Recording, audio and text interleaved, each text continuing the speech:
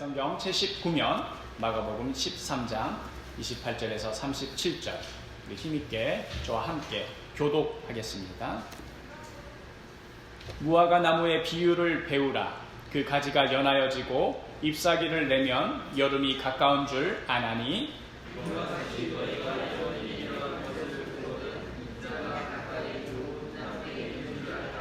내가 진실로 너희에게 말하노니 이 세대가 지나가기 전에 이 일이 다 일어나리라. 그러나 그 날과 그 때는 아무도 모르나니 하늘에 있는 천사들도 아들도 모르고 아버지만 아시느니라.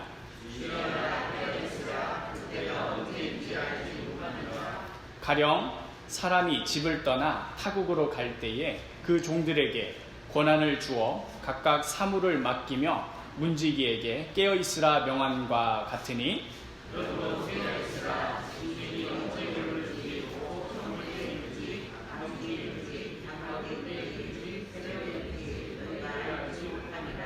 그가 호련히 와서 너희가 자는 것을 보지 않도록 하라. 깨어있으라. 내가 너희에게 하는 이 말은 모든 사람에게 하는 말이니라 하시니라. 아멘. 기도하겠습니다. 말씀대로 이루시는 하나님, 이 시간 우리 주님 앞에 겸손히 엎드렸습니다. 진리의 말씀이 성경 말씀 앞에 우리의 생각, 우리의 계획, 우리의 욕심 모두 내려놓고 주님의 말씀에 귀 기울이게 하여 주옵소서. 또한 오늘 고재민 전도사님과 마지막 예배를 드리는 우리 어린 생명들 심령 가운데에도 성령의 빛을 비춰 주옵소서. 예수 그리스도의 이름으로 기도합니다.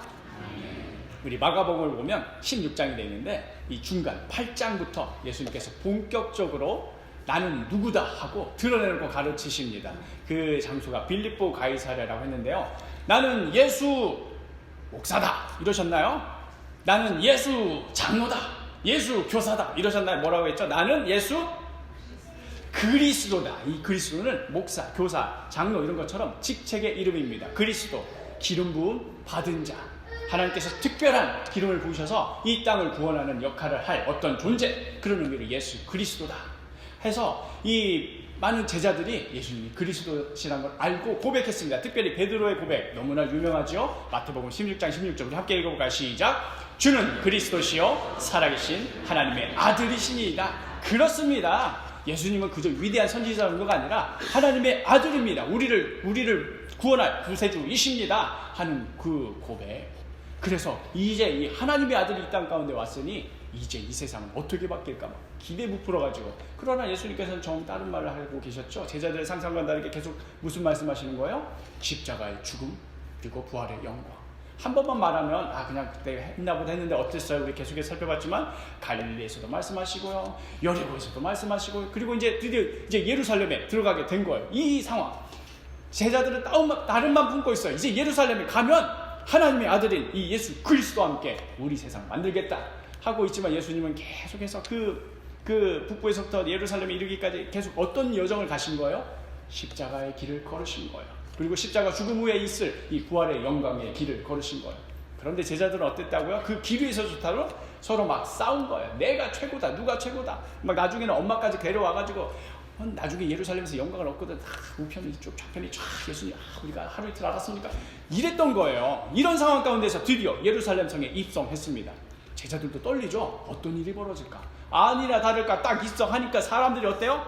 호산나, 높은 곳에서 호산나. 제자들은 속에서 만세 호산나, 더 외쳐라 더 외쳐라. 이제 우리 세력이 이제 점점 커지는구나 하고 나서 이제 예수님께서 그 많은 사람들이 모인 데서 이제 제가 예루살렘의 대통령이 되면 나라를 이렇게 바꾸고 저렇게 바꾸고 뭐 정견 발표할 줄 알았는데 그게 아니었던 거죠. 제자들은 이제 이 기세 보라서 갑시다 우와 하고 있는데 어디로 가는가 했더니 아주 가자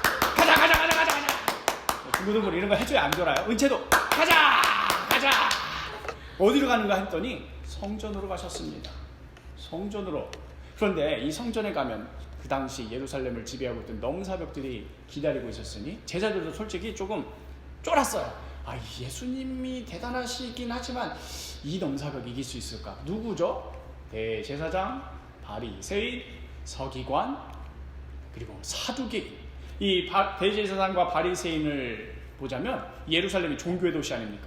모든 종교적 권위를 다 가지고 있는 사람이에요.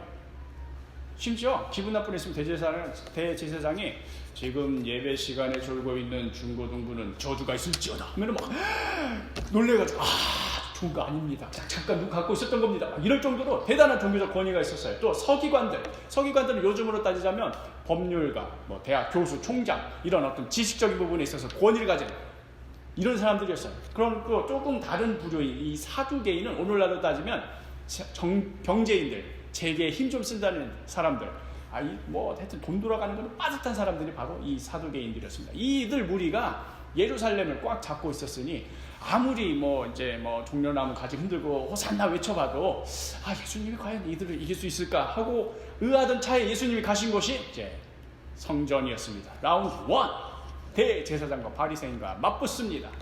예수님께서 성전 딱 들어가니까 성전이 어떤 모양이에요? 지금 각지에서 몰려든 이 수많은 제사 드리러 온 사람들이 돈꾸러미 들고 거기 와서 재물을 사는데 이익이 엄청나는 거예요. 성전 밖에서 사면 예를 들면 양 한 마리 10만 원이면 사는 거예요. 성전에서는 몇만 원에 파는 거예요? 100만 원에 파는 거예요. 왜 그러는 거예요? 거룩한 제사를 드려야 되니까 프리미엄이 붙는 거죠. 우리 장례식장 가도 그렇잖아요. 그렇죠? 장례식장 가면은 무슨 그냥 나무관이면 어떻고 무슨 관이면 어때요. 그런데 마지막 가시는 길인데 이러면서 돈이 막 붙잖아요. 예루살렘 성전이 당시에 그랬습니다. 그러니 예수님께서 이게 지금 뭐냐면서 뭐라고 하셨다고요? 이에 가르쳐 이르시되 기록된 바 내 집은 만민이 기도하는 집이라 하였거늘 너희는 지금 뭘로 만들었다? 강도의 속을. 이게 지금 하나님의 거룩한 성전이냐. 지금 돈 놓고 돈 먹게 하는 이런 집이자고 다 엎어버렸습니다. 사람들은 속이 후련하다. 아무도 그걸 건들지 못했는데 예수님이 하시는구나. 제자들은 어때요? 이야, 첫 판부터 대제사장 바리새인 이겨버렸네. 라운드 2. 대제사장이 그냥 지나갈 사람 아니죠? 네가 그렇게 나온다 하고는 이 법률, 권리, 이런 거 권위, 이런 거에 빠삭한 서기관들을 대동하고 자, 우리 변호사님들, 우리 검사님들, 우리 총장님들 다 나와서 한번 붙읍시다 하고는 묻습니다. 예수님께. 무슨 권위로 이런 일을 하느냐? 누가 이런 일할 권위를 줬느냐? 이 문제 따지는 거예요. 보통 사람 같으면 그러니까 모세율법에 말이죠. 그렇기도 하고 또 우리 법률 제32항 22조에 이러고 따질 때 예수님께서 뭐라고 말씀하셨다고요? 내가 한마디 물을게. 세례 요한의 세례가 하늘로부터냐 아니면 사람으로부터냐? 내가 대답해라. 대답하면 나도 대답해 줄게. 이건 생각 못했거든요. 하늘로부터 왔다고 하기에는 왜 세례 요한이 회개하라 했을 때 너는 회개 안 했느냐? 할 말이 없고, 사람으로부터 왔다고 말하려고 보니까 어때 지금 분위기가? 세례 요한은 다들 지금 그 헤롯 왕으로부터 잃고 지금 슬퍼하고 붕괴하고 있는 상황에 사람으로부터 온 겁니다 하면 지금 백성들 다 일어날 거 아닙니까? 무서워서 말을 못 하는 거예요. 그래서 알지만 나 모르겠는데요. 이 변호사들 데려가면 다 이길 줄 알았는데 대제사장이건 서기관이건 오늘은 대답 안 하겠습니다 하고 그냥 꽁무니 친 거예요. 라운드 2 이겨버렸습니다.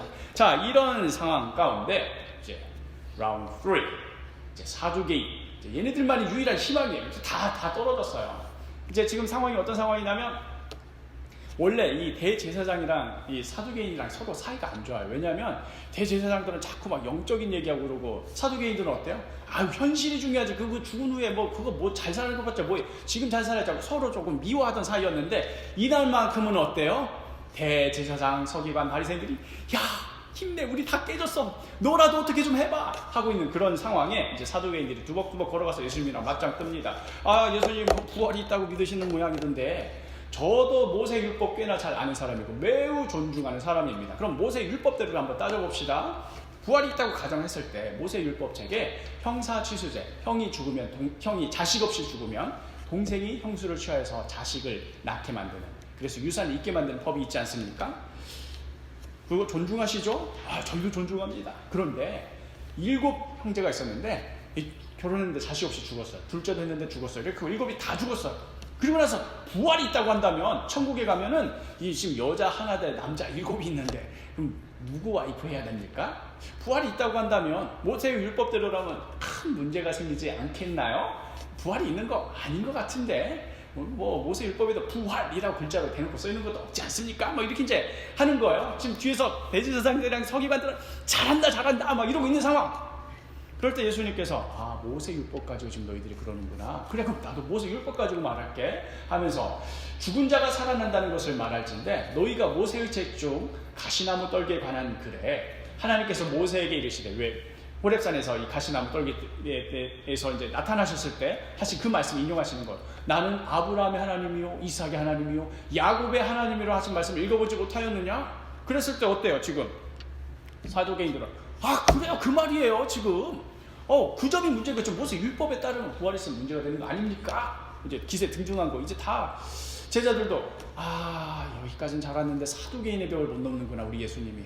올해는 좀 안 되겠지만 내년에 다시 힘 모아서 와야지, 이런 생각했는지도 몰라요. 그런데 다음에 이어지는 예수님 이 한마디에 그냥 나가 떨어집니다. 같이 한번 읽어볼까요? 시작.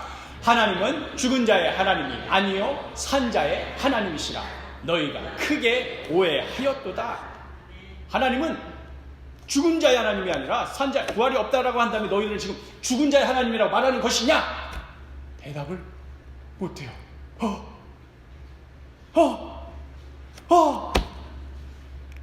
이때 제자들은 이겼다. 라운드 1, 2, 3 다 이겼어. 대제사장, 서기관, 바리새인, 사두개인까지 다 끝났어요.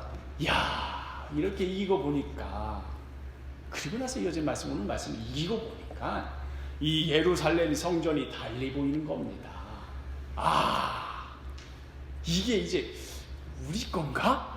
예수님이 저 예루살렘 성전에서 다 가르치시고 우리는 그 밑에서 또 헌금 걷고, 서기관 나쁜 사람들은 막 그걸로 나쁜 짓 했지만 우리는 막 과부도 돕고 좋은 선한 사업도 하고, 이것들을 우리가 하려나? 좌의정은 누가 하고 우의정은 누가 할까? 막 이런 걸 보니까 예루살렘 성전이 달리 보이는 거예요. 이게 지금 이 화려한, 이게 상상도지만 정말 이렇게 화려했어요. 우리 사도교회 벽돌은 한 20cm 되잖아요. 그렇죠? 예루살렘 성전 벽돌은 13m짜리였어요. 그 2000년 전에 엄청난 건물이었습니다. 그런데 이게 이제 여기서 우리가 활동할 걸 생각하니까 이야, 달리 보이지 않는 거예요. 이제 그럴 때 이제 제자들이 예수님께 묻는 거죠. 예수께 성전에서 나가실 때 제자 중 하나가 이르되, 선생님이 보소서 이 돌들이 어떠하면, 왜 돌 얘기를 했는지 알겠죠? 이 건물들이 어떠하니까. 이제 예수님께서 저 단상에서 이제 설교하시면은 진짜 멋지겠다. 5,000명이 아니라 이제 뭐 몇만 명도 모여도 이제 다 그냥 보리떡 2개 이렇게 했고 다 돌리면 되는 거고. 어떻습니까? 예수님 이제 갈릴리 총구석에서 이제 설교하고 이런 거 배 띄워놓고 하는 거 좀 하지 말고 예루살렘 성전에서 뽀대나게 해봅시다.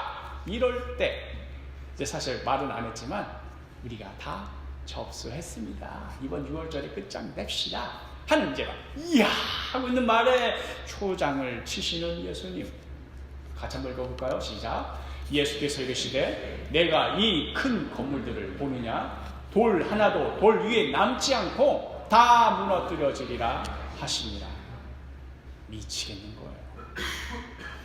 저 빌립보 가이사랴부터 계속 내려올 때도 자꾸 십자가 할 때도 좀 잊을만 하면, 그런데 이제 라운드 1, 2, 3 다 이기고 나서 이 성전 이제 우리 건가 하고 있는데도 하시는 말씀이, 이 성전이 다 무너져가지고 돌 위에 돌 하나도 남지 않는다는 이런 말씀을 하시니까 정말 실망스럽죠. 그런데도 또 사실 무서운 얘기 아닙니까? 아니 이 성전이 어떻게 무너질 수가 있단 말인가. 그래서 조용히 묻습니다. 그게 무슨 말씀입니까? 하면서 이 13장 4절에 우리에게 이르소서 어느 때에 이런 일이 있겠사오며 이 모든 일이 이루어지려 할 때에 무슨 징조가 있겠습니까? 하면서 이 무서운 일의 때와 징조. 그렇잖아요. 이게 우리 사도교회 건물 곧 무너집니다. 제가 예를 들어서 말했다 쳐봐요. 그럼 다들 언제 무너질 건가? 그때 안 들어오려고. 도대체 그러기 전에 무슨 일이 벌어지려나? 묻지 않겠어요? 이 제자들이 이렇게 묻는 겁니다. 이럴 때 예수님의 답변이 좀 길어요. 마가복음 13장에 다 나와 있는데 이걸 요약하자면 이 3가지 정도로 요약할 수 있습니다. 거짓 그리스도가 나타날 것이다. 난리와 전쟁이 발생할 것이다. 지진과 기근이 발생할 것이다. 예수님께서 이미 이렇게 말씀하셨는데 실제로 그 이후에 역사적으로 그런 일들이 계속 있었습니다. 뭐 제가 다 일일이 설명하면 시간이 없고 정말로 내가 그리스도다 하는 사람들이 그 후에 계속해서 등장했고요. 난리와 전쟁 계속해서 그 근방에서 전쟁이 일어납니다. 특별히 이 로마 파르티아 전쟁은 굉장한 전쟁이죠. 또 지진과 기근, 라우디게아에서 전쟁 났고 우리 폼페이 잘 알죠? 그 예수님 예언에 따라서 정말 폭풍이 그 대지진이 일어난 겁니다. 예루살렘에서 일어나고요. 유대 대기근이 발생하고요. 이렇게 되면 내가 말했던 이 돌 위에 돌 하나도 남지 않는 사건이 발생할 것이라는 그 예언대로 실제로 AD 70년 로마의 티투스 장군에 의해서 예루살렘이 완전히 초토화됩니다. 정말 끔찍하게 그냥 우리 전부를 새로 부수고 다시 새로 집시다 이런 정도가 아니라 아주 잔인하게 망가집니다. 그래서 지금도 우리가 예루살렘 하면 생각나는 이 장면이 이 그림인데, 사실 이 건물의 많은 부분은 후대에 지어진 거고 과거에 남아있던 벽은 이 부분, 이 부분만 과거에 남아있는 벽 하나만 남겨놓고 상징적으로 보고 오히려 뭐랄까 약 올리려고 이것만 남겨놓고 나머지는 다 무너진 거예요. 예수님의 예언대로. 그런데 예수님께서 이 마가복음 13장의 말씀이 그렇게 해서 예루살렘 성전이 무너지리라 이 말씀만 하신 것이 아니고 사실 이중적인 의미가 있습니다. 이 세상도 이와 같을 것이다 하면서 이 마가복음 13장 24절에서 26절 보면은 제가 필요한 부분만 모아놨는데요. 그때 그 환난 후 해가 어두워지며 달이 빛을 내지 아니하며 또 무슨 일이 벌어지고 그때에 인자가 구름을 타고 큰 권능과 영광으로 오는 것을 사람들이 보리라. 이 세상 끝날에 최후의 그날에 인자가 다시 올 것이다 하는 이 재림에 대해서 말씀하시는 겁니다. 세상 사람들은 뭐 말할 것도 없고요. 우리 사실 있는 자들 가운데도 재림 얘기하면 알러지 반응이 있습니다. 우리 사실 이것에 안 좋은 사례를 경험했기 때문이죠. 1992년 10월 28일 기억하실는지 모르겠어요. 다미 선교회 해가지고 예수님이 이날 오신다고 많은 사람들이 집 팔고 재산 팔고 집 다 때려치고 여기에 다 헌금하고 가서 막 맨날 할렐루야 아멘만 외치고 있었어요. 예수님 오시는데 무슨 소용이 있느냐 이런 거죠.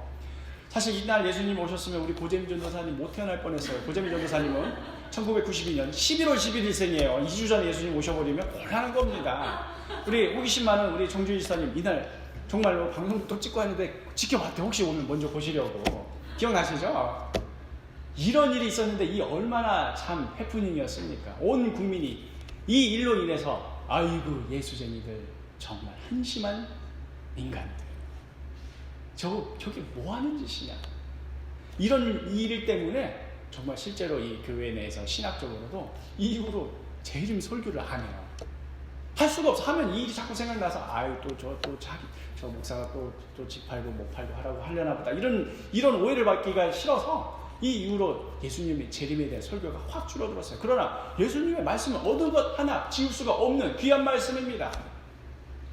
그리고 사실 이 말씀을 대할 때 우리가 가장 중요한 것, 두려운 것, 도대체 언제 오실까? 언제 예를 들면 다음 주 오신다 치면 지금 열심히 살 이유가 뭐가 있나? 어차피 다 끝장나는데 하는 그런 허무주의에 사로잡히기 쉽습니다. 그러나 예수님께서 말씀하신 거, 내가 올 테니까 어차피 열심히 살 필요 없다. 내가 오면 다 끝나는 건데 뭐하러 하느냐? 벽돌 뭐하러 쌓느냐? 내가 오면 다 무너뜨릴 텐데. 이 말씀을 하신 것이 아니고 이 내가 올 것이다. 언제일지 모르지만 깨어있으라 하시면서 종 이야기를 하신 거예요. 일을 맡은 종들 이야기를 하시면서 이 자세로 살아가라. 어떤 이야기냐? 우리 13장 34절 한번 읽겠습니다. 시작.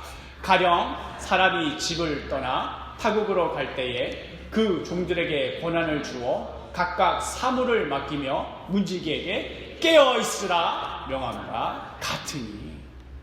예수님께서 말씀하실 때 내가 언제 올 테니까 열심히 살 거 없어. 뭐하러 그 벽돌 쌓고 그래. 내가 오면 다 무너뜨릴 거야. 그 얘기가 아니라 깨어있으라. 그때까지 뭐하라? 맡은 종들처럼 충성을 다하라. 내가 언제 올지 모른다. 이 말씀을 하신 거예요. 그런데 이 중요한 이 본질을 놓치고 예수님 언제 온대? 무슨 예언이 있대? 누가 무슨 계시를 받았대? 하면서 계속 게으름 피우고 눈치 보고 이때 온단다. 어이구 그러면 그때까지 뭐 할 필요 없겠네. 이러면서 집 팔고 뭐 하고. 이게 예수님께서 원하신 것이 아니고 누가 보든지 말든지 자신의 일을 하루하루 신실하게 살아가라. 이 말씀을 하시는 것 아닙니까? 예수님께서 주의하라. 깨어있으라. 그때가 언제인지 알지 못함이니라. 지금 이 순간에도 올 수 있다 하는 이 말씀을 하시는 거예요. 사실 이 말씀의 핵심을 담고 있는 귀한 말이 있는데요. 바로 코람 데오입니다. 코람 데오. 라틴어인데요. 코람은 누구누구 앞에서 이런 뜻이고 데오는 하나님이란 뜻입니다. 코람 데오는 뭐겠어요? 하나님 앞에 있다. 지금 하나님은 먼데 있다가 어느 순간에 무슨 때가 되면 나타나서 너 잘했고 못했고 이러신 분이 아니라 지금 이 순간 내가 언제나 하나님 앞에 있다. 그러니까 내가 지금 내 맡겨진 일을 성실하게 신실하게 해야 한다. 왜냐하면 내가 하나님 앞에 있으므로 이러한 의미입니다. 우리가 사실 열심히 살아가는 이유, 우리 특별히 이제 중고등부를 위한 설교니까요. 열심히 공부하는 이유, 야 너 지금 뒤떨어져가지고 그렇게 하면 나중에 뭐 큰일 나고 지금 네 친구 항상 엄마 친구 아들이나 딸이 문제죠. 걔는 지금 뭐 한다더라 얘기 들으면은 뒤떨어지면 안 되는데 열심히 해가지고 나도 이런 멋진 차, 이런 멋진 시계 혹은 이런 멋진 차와 시계를 찬 남자를 이렇게 열심히 살아야 되겠다. 이 얘기를 하는 게 아니에요. 언제 올지 모르니까 그러니까 열심히 살아 이 얘기하는 거 아니에요. 또 반대로 아이고 어차피 예수님 오시면 말짱꽝인데 뭐를 열심히 하나. 그냥 그때까지 기도만 열심히 하고 할렐루야 아멘 하고 있자. 그런 두려움에 갇혀서 열심히 살거나 혹은 아예 그냥 다 방치하며 살거나 이 두 이야기가 아니라 예수님의 말씀은 깨어 있으라는 말씀입니다. 무슨 이야기냐면 지금 이 순간을 살라는 말씀입니다. 내가 지금 열심히 해서 미래에 뭘 벌어놔야겠어. 그 얘기도 아니고 과거에 내가 이렇게 잘못하고 이러는데 이걸 어떡하지 맨날 후회하면서 앞으로 열심히 할 필요도 없어 이렇게 살라는 것이 아니고 지금 이 순간 현재를 살라는 의미입니다. 우리가 지금 이 설교가 지금 다루는 이 이야기가 굉장히 많은 부분을 다루고 있는데 사실 이 모든 이야기가 고난주간 이 일주일 사이에 벌어진 일입니다. 이 모든 이야기의 맥락의 핵심은 결국 어디에 있는 겁니까? 예수님께서 그 주간에 지실 십자가에 있는 것입니다. 그리고 그 주간이 끝난 첫날 새벽에 이루신 부활에 있는 것입니다. 예수님께서 왜 고난당하셨습니까? 왜 계속해서 십자가 말씀하시는 겁니까? 바로 우리를 하나님의 자녀로 삼기 위해서. 그게 핵심이었습니다.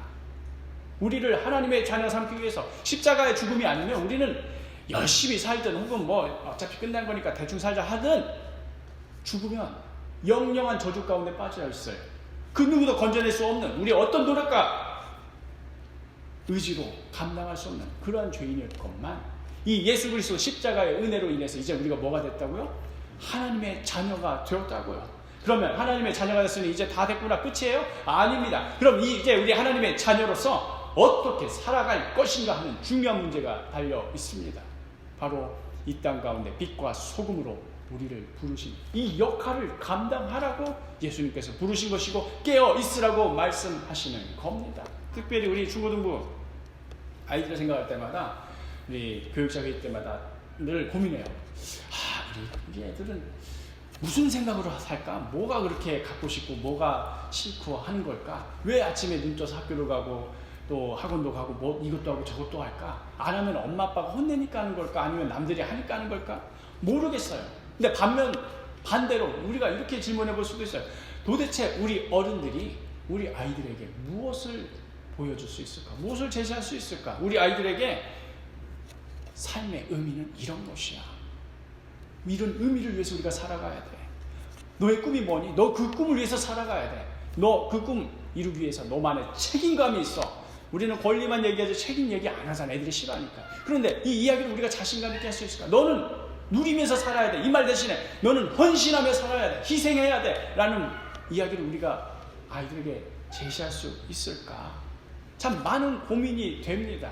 그냥 막연히 애들아 교회 나오면 잘해줄게. 교회 나오면 피자 사줄게. 교회 나오면 영화 보여줄게. 그렇게 해서 모이면 그걸로 그냥 감사합니다. 이렇게 지금 중고등부가 진행되어 있는 분위기가 있는데 그게 문제가 아니지 않습니까? 깨어 있어야 되지 않겠습니까? 오늘 하루를 신실하게 사는 그리스도인으로 만들어야 되지 않겠습니까? 너는 빛과 소금의 역할을 감당할 이 땅의 귀한 다음 세대다.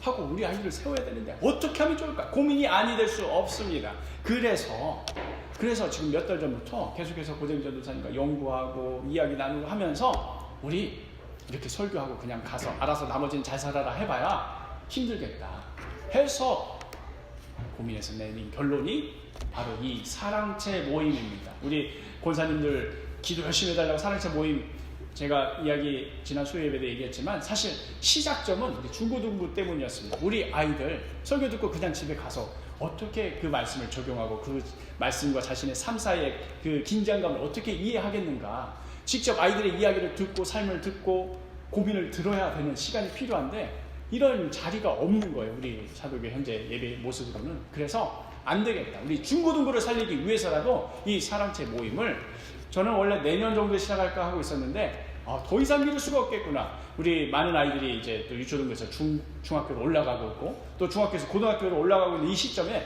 먼저 붙잡아주지 않고서는 위험하겠다는 생각이 들어서 사랑체 모임을 정말 전격적으로 시작하게 되었고 이제 다음 주부터 12월 1일부터 사랑체 모임을 시작하게 됩니다. 광고 시간에도 얘기했지만 사랑체는 맨날 우리 선비들이 저기서 글도 읽고 차도 마시고 손님도 맞이하던 그런 방이에요. 근데 사실 우리 한국교회도 이 사랑체 모임, 사랑체 안에서 믿는 사람들끼리 모여서 기도하고 하던 중에 우리 한국교회가 시작된 것이라면 우리 중고등부라는 이 조그만 이 교회도 이 조그만 예수를 믿는 사람들의 모임도 이 사랑체, 중고등부 사랑체 모임을 통하여서 자신의 삶을 나누고 고민도 나누고 또 그 고민을 두고 함께 기도하는 그런 끈끈한 모임이 필요하겠구나. 그런데 언제 하면 좋을까? 시간이 없지 않습니까? 그래서 주일 예배 마치고 함께 점심 먹고 나서 자연스럽게 뭐 1시 정도 해도 되고요. 아니면 좀 더 일찍 모이자 하면 뭐 12시 50분도 좋고요. 각 그 사랑체별로 총 5개의 사랑체로 대략 나이나 어떤 성별이나 이런 걸로 제가 나눴는데요. 중고등부는 다 한 사랑체입니다. 그래서 그 각 사랑체별로 모여서 자신의 삶을 나누고 함께 뜨겁게 기도하는 그런 모임을 시작하자 하고 이 모임을 준비하게 되었고 다음 주에 어쩌면 첫 시도니까 좌충우돌이 있을 거예요. 이건 생각 못했는데 이거는 좀 불편한 점들이 있겠지만 우리 자라나는 우리 중고등부를 위해서라도 이 모임을 한번 우리가 잘 만들어 갑시다. 핵심은 뭡니까? 그렇게 해서 사랑체 모임이 든든하게 세워지고 조직력이 살아나는 게 핵심이 아니고 하루를 하나님 앞에서 신실하게 살아가는 것. 다시 같이 따라해볼까요? 고람되어 하나님 앞에서 고람되어 하나님 앞에서 오늘 하루를 하나님 앞에서 신실하게 살아가는 그런 마음으로 학교도 가고 공부도 하고 내 미래도 꿈도 꾸는 우리 중고등부 아이들 또 그러한 아이들을 향하여서 신앙의 유산, 신앙의 본을 보여줄 수 있는 우리 모두가 되기를 간절히 축복합니다. 우리 이 시간 함께 찬양하실 때에 그런 의미에서 우리 함께 이 시간 주께서 주신 동산에 함께 찬양하실 텐데요. 이 가사를 보면 주께서 주신 동산에 땀 흘리며 씨를 뿌리며 내 모든 삶을 드리리. 주님 언제 오실지 모르는데 어차피 씨를 뿌리면 뭐고 땅을 읽으면 뭐하나 대충 삽시다. 예수님 오면 말짱 꽝인데 이게 아니라 언제 오실지 모르니 오늘 하루 내가 씨를 뿌리고 땀을 흘리겠습니다는 이 고백 우리 모두의 고백이 되길 바랍니다. 함께 찬양하시겠습니다.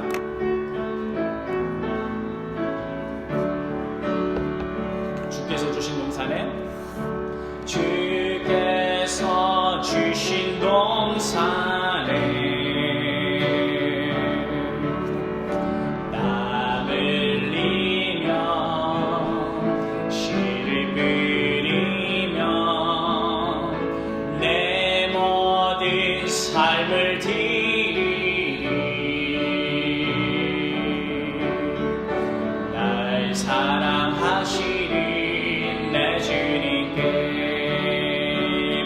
앞을 가리고 비바람 앞을 가리고 내 육체를 쇠잔에 져도 내 모든 삶을 드리리 내 사모하리 내 주님께